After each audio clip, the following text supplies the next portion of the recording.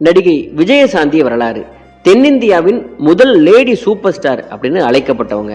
1990களில் முன்னணி நடிகர்களாக இருந்த ரஜினி, அமிதாப் பச்சன், சிரஞ்சீவிக்கு சரி சமமாக சம்பளம் வாங்கியவர். ஹீரோக்கள் மட்டும்தான் போலீஸ் ட்ரெஸ் போட்டுக்கிட்டு பறந்து பறந்து சண்டை போட்டுட்டு இருந்த காலத்துல இந்த பெண் புலி விஜயசாந்தி அப்படிங்கிற இந்த லேடி சூப்பர் ஸ்டார் அந்த போலீஸ் உடைய போட்டுக்கிட்டு கலக்குன்னு கலக்குனார். இவர் தமிழ், தெலுங்கு, மலையாளம், கன்னடம் மற்றும் இந்தி உள்ளிட்ட பல மொழிகளிலையும் நடித்தவர்.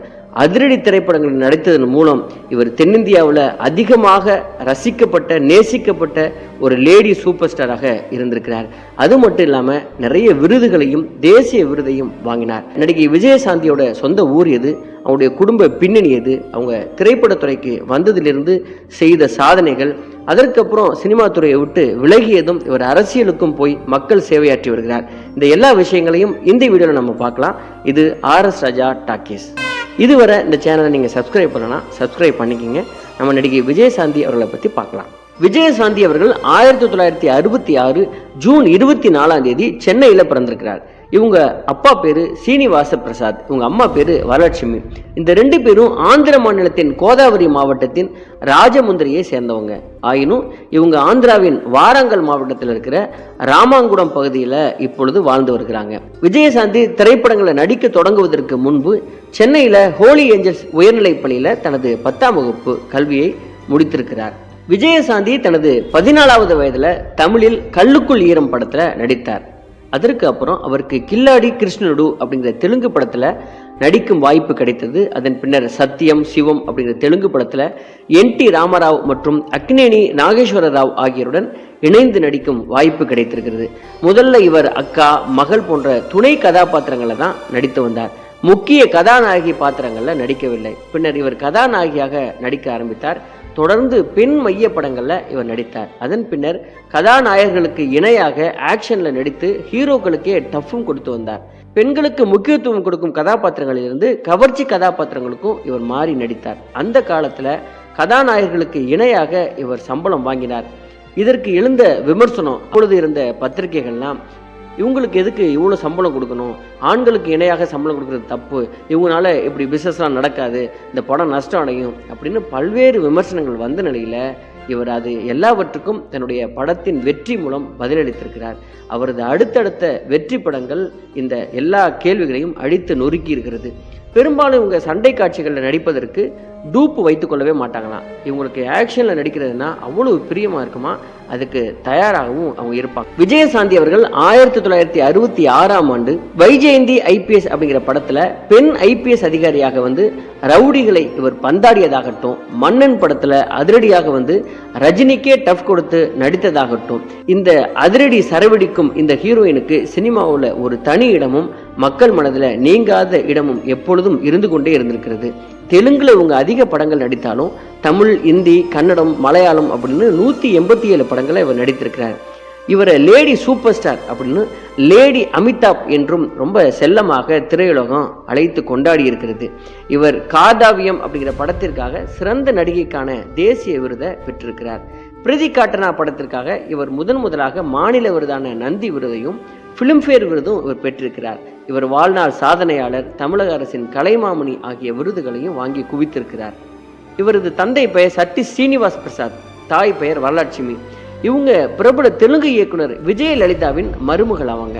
இவரை ஏன் எல்லாரும் லேடி சூப்பர் ஸ்டார்னு அழைக்கிறாங்க அப்படின்னா, இவருடைய படங்கள் எல்லாமே அதிரடி ஆக்ஷன் நிறைந்தது. அது மட்டும் இல்லாம ஒரு பெண் இந்த அளவுக்கு அதிரடி ஆக்ஷன்ல இறங்க முடியுமா, நடிக்க முடியுமா அப்படிங்கிறத படம் பார்க்காதவங்களால கண்டிப்பா நம்பவே முடியாது. ஆனா இவங்க படத்தை பார்த்தவங்க இது எல்லாம் உண்மைதானா, இவரே நடித்தாரா, டூப்பு வைத்து எடுத்தாரா அப்படிலாம் சந்தேகப்படுவாங்க. ஆனா ஒரிஜினலாகவே டூப்பு இல்லாமல் இவர் செய்த சண்டை காட்சிகள் தான் அது அப்படின்னு தெரிந்து கொண்டா இவங்க உண்மையிலேயே லேடி சூப்பர் ஸ்டார் அப்படிங்கிறத ஒத்துக்கொள்ளவே செய்வாங்க. இவர் தமிழ், தெலுங்கு, மலையாளம், கன்னடம், இந்தி அப்படின்னு எல்லா மொழிகள்லையும் பிரபலமானவங்க. எல்லா மொழி ரசிகர்களையும் தன்னிடத்தே வசியப்படுத்தியவர் ஆவார். இவர் ரஜினிகாந்த், கமல்ஹாசன், சிரஞ்சீவி உள்ளிட்ட பல முன்னணி நட்சத்திரங்களுடனும் படத்தில் நடித்திருக்கிறார். 1990 தெலுங்கில் இவர் காவல்துறை அதிகாரியாக நடித்து வெற்றி பெற்ற திரைப்படம் கர்த்தவியம், இதன் மூலம் தான் இவருக்கு லேடி சூப்பர் ஸ்டார் அப்படின்னு பட்டம் கிடைத்திருக்கிறது. இந்த திரைப்படம் தான் தமிழில் டப்பிங் செய்யப்பட்டு வைஜெயந்தி IPS அப்படிங்கிற பெயரில் வெளியானது. தமிழில் மிகப்பெரிய அளவில் பிளாக் பஸ்டர் ஹிட் ஆனது. ஒரு பெண் போலீஸ் அதிகாரி நேர்மையாக இருப்பதால் தன் வாழ்வில் அனுபவிக்கும் கஷ்டங்களையும் அதற்கப்புறம் அதிலிருந்து மீண்டு எதிரிகளை அழிப்பதையும் மையமாக கொண்ட கதை. படத்தில் பெண் போலீஸ் அதிகாரியாக விஜயசாந்தி நடித்திருப்பார். இல்லை எல்லா வில்லன்களையும் போட்டு அடித்திருப்பார்னு தான் சொல்லணும். இந்த படத்தில் தன்னுடைய சிறப்பான நடிப்பை வெளிப்படுத்தியதற்காக தான் விஜயசாந்திக்கு தேசிய விருதும் கிடைத்தது. அது மட்டும் இல்லாமல் ஒட்டுமொத்த சினிமா உலகில் எப்பொழுதுமே ஹீரோக்களுடைய ஆதிக்கம் தான் இருக்கும். எல்லா இடத்துலையும் ஹீரோ பற்றி தான் பேசுவாங்க, ஹீரோ தான் புகழணும், ஹீரோவுக்கு தான் சண்டை காட்சிகள், படம் ஃபுல்லாக ஹீரோ தான் வருவாங்க. அப்படின்னு ஆதிக்கம் நிறைந்த சினிமாவில் ஒரு பெண் சூப்பர் ஸ்டாராக மாறி தனக்காக எழுதப்பட்ட கதை, தனக்காக வெற்றி அப்படின்னு மிகப்பெரிய இந்த சினிமா சாம்ராஜ்யத்தில் கோலோச்சியவர், முடிசூடா ராணியாக திகழ்ந்தவர் தான் விஜயசாந்தி. பொதுவாக எல்லா ஹீரோக்கள் படத்துலையும் ஒரு சில பாடல்கள், சில காட்சிகள், அதுவும் கவர்ச்சி காட்சிகளை மட்டும் ஹீரோங்கள் நடித்துட்டு போகலாம், அதுக்கு மேலே தேவைப்படாது அப்படிங்கிற பிம்பத்தை உடைத்த முதல் நடிகை இவங்க தான் அப்படி சொல்லணும். ஆண்களுக்கு நிகராக சண்டை காட்சிகளை மிரட்டி இருந்தார். மேலும் விஜயசாந்திக்கு போலீஸ் அதிகாரியாக சண்டை போடும் அந்த ஸ்டைலும் வசன உச்சரிப்பிலும் போலீஸ் அதிகாரிக்கு இருக்கும் குணமும் அப்படியே பொருந்தி போனதுன்னு தான் எல்லா ரசிகர்களும் நினைத்தாங்க.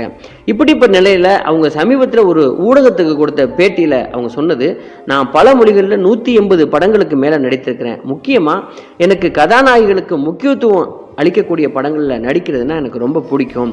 நான் முதல் வாங்கிய சம்பளம் சினிமாவில் 5000 ரூபாய் என்றும், ஆனால் படம் முடிந்தவுடன் 3000 ரூபாய் கொடுத்து என்னை ஏமாற்றி விட்டாங்க. அந்த 2000 ரூபாய்க்காக நான் நிறைய அலைஞ்சேன், அதை உங்களுக்கு கொடுக்கவே இல்லை எனக்கு அப்படின்னு சொல்லியிருக்கிறாரு. அதற்கப்புறம் அந்த 3000 ரூபாயிலிருந்து ஆரம்பித்து பல கோடிகளாக இவருடைய சம்பளம் உயர்ந்திருக்கிறது. 1990களில் ரஜினி, அமிதாப் பச்சன், சிரஞ்சீவி இவங்கெல்லாம் சூப்பர் ஸ்டாராக இருந்தவங்க. அப்பொழுது அவங்க வாங்கின சம்பளங்களுக்கு சரி சமமாக வாங்கியிருக்கிறார் சம்பளம். வேறு எந்த ஹீரோயின்களும் செய்யாத சாதனை இது அப்படின்னு தான் சொல்லணும். வியாபார ரீதியாகவும் ரஜினிகாந்த், அமிதாப் பச்சன், சிரஞ்சீவி இவங்களுடைய படங்களுக்கு என்ன வியாபாரம் இருக்குமோ அதே அளவு வியாபாரம் இந்த விஜயசாந்தி நடித்த படங்களுக்கும் இருந்ததுன்னு எல்லா டிஸ்ட்ரிபியூட்டரும் அன்னைக்கு சொல்லியிருக்கிறாங்க. ரொம்ப பெருமையாக நான் இதை சொல்லிக்குவேன் அப்படின்னு நிறைய இடங்களில் விஜயசாந்தியே சொல்லியிருக்கிறார்.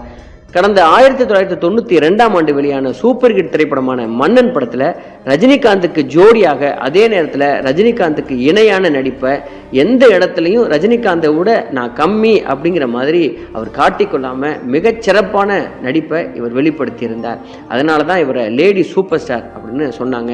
லேடி சூப்பர் ஸ்டாரும் நம்ம சூப்பர் ஸ்டாரும் சேர்ந்து நடித்த அந்த படம் மிகப்பெரிய ஹிட்டுங்கிற வரலாறு யாரும் மறக்கவே முடியாது.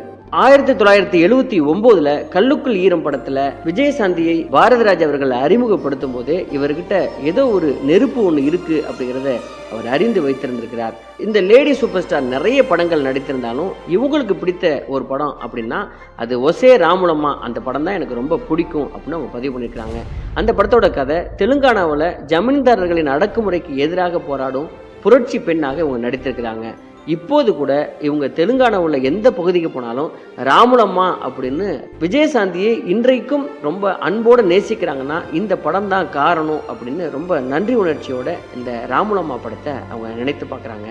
இந்த லேடி சூப்பர் ஸ்டார் அரசியலுக்கு வருவதற்கு காரணம் அவங்களுக்கு ரோல் மாடலாக இருந்த ஜெயலலிதா அப்படின்னு அவங்க பல்வேறு இடங்களில் பதிவு பண்ணியிருக்கிறாங்க. 1988ஆம் ஆண்டு நடிகை விஜயசாந்தி ஆந்திராவை சேர்ந்த MV சீனிவாச பிரசாத் அப்படிங்கிறவரை திருமணம் செய்து கொண்டார். இந்நிலையில 50 வயதை கடந்து ஏன் இன்னும் நீங்க குழந்தை பெற்றுக்கல அப்படின்னு அவருடைய ரசிகர்கள்லாம் கேட்கும் பொழுது அவர் உருக்கமாக சொன்னது, தெலுங்கானா மக்கள் தான் எனக்கு குழந்தைகள், அவர்களுக்கு பணி செய்யவே நான் குழந்தை பெற்றுக்கொள்ளவில்லை, எல்லாருக்கும் மத்தியிலும் அவர் தெரிவித்திருக்கிறார். இந்த வார்த்தை தெலுங்கானா மக்களை ரொம்ப நெகிழ்ச்சி அடைய வைத்திருக்கிறது. 1980 1990களில் முன்னணி கதாநாயகியாக விளங்கிய இவர் சிவப்பு மல்லி, ராஜாங்கம், மஞ்சள் நிலா உள்ளிட்ட பல படங்களில் நடித்து நல்ல பெயர் எடுத்திருக்கிறார். இந்த விஜயசாந்தி நல்ல நடிப்பு திறனும் சண்டை பயிற்சியும் பெற்றவர். கம்பீரமான வசனங்களை பேசுவதற்கு கனத்த குரல் வளம் இல்லாததால அதனால தெலுங்குல அவர் நடித்த அனைத்து படங்களிலும் ஸ்ட்ரைட் மூவி படங்கள்ல கதாநாயகியாக நடித்து புகழ்பெற்ற சரிதா விஜயசாந்திக்கு குரல் கொடுத்தாராம். விஜயசாந்தியின் உடல் அமைப்பு, நடிப்பு, முகபாவனைகளுக்கு சரிதாவுடைய குரல் ரொம்ப பொருந்தி போய்விட்டதால அவரே தனக்கு குரல் கொடுக்கணும் அப்படின்னு தான் நடிக்கிற எல்லா படங்களுக்கும் அவரே பரிந்துரை செய்வாராம் விஜயசாந்தி. இவர் நடித்து தெலுங்கிலிருந்து மொழி மாற்றம் செய்யப்பட்ட பூ ஒன்று புயலானது படம் தமிழ்நாட்டில் 100 நாட்களுக்கு மேலாக ஓடி இருக்கிறது. விஜயசாந்திக்கு தமிழ் சினிமாவில் ஒரு மவுசும் மார்க்கெட்டும் மதிப்பும் கூடி அதற்கப்புறம் பல கோடிகளில் சம்பளம் வாங்கினது எல்லாமே வரலாறு. ஆர்.கே. செல்வமணியின் இயக்கத்தில் உருவாகி 1991ஆம் ஆண்டில் சரத்குமார் விஜயசாந்தி நடிப்பில் வெளியான படம் ராஜஸ்தான். மகத்தான வைஜெயந்தி IPS வெற்றியை தொடர்ந்து விஜயசாந்தி நடித்த AM ரத்னத்தின் சத்ரு, லட்சியம் மற்றும் முதலமைச்சர் ஜெயந்தி, கவுண்டர் பொன்னா குக்கா, மறவர் மகள், விஜயசாந்தி, இரட்டை வேடங்களை நடித்த போலீஸ் லாக்அப், ஆட்டோ ராணி, மாலதி, MABL முதலிய பல படங்களுக்கும் ஆரூர் தாஸ் வசனம் எழுதியதன் மூலம் விஜயசாந்தி படங்களின் ஆஸ்தான வசனகர்த்தா அப்படிங்கிற அந்தஸ்து ஆரூர் தாஸுக்கு போய் சேர்ந்திருக்கிறது. தெலுங்கு பட தயாரிப்பாளர்கள் மத்தியில் ஆரூர் தாஸின் புகழை பரப்பியது. ஆரூர் தாஸோடைய வசனம்லாம் இந்த விஜயசாந்தியை அடித்தட்டு மக்களுக்கும் கொண்டு போய் சேர்த்திருக்கிறது. விஜயசாந்தி அவர்கள் நடித்த ரொம்ப முக்கியமான தமிழ் படங்கள் வேடிக்கை மனிதர்கள், நிழல் தேடும் நெஞ்சங்கள், இளஞ்சோடிகள், நெஞ்சிலே துணிவிருந்தால், கல்யாண கனவுகள், தலைமகன், வில்லியனூர் மாதா, நீர் பூத்த நெருப்பு, உதயகீதம். இந்த படங்கள்லாம் ரொம்ப முக்கியமான படங்கள்.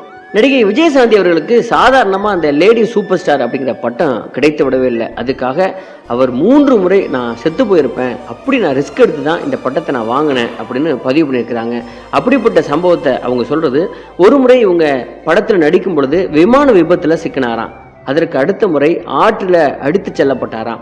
அதற்கு அடுத்த முறை தீயில் மாட்டிக்கொண்டாராம்.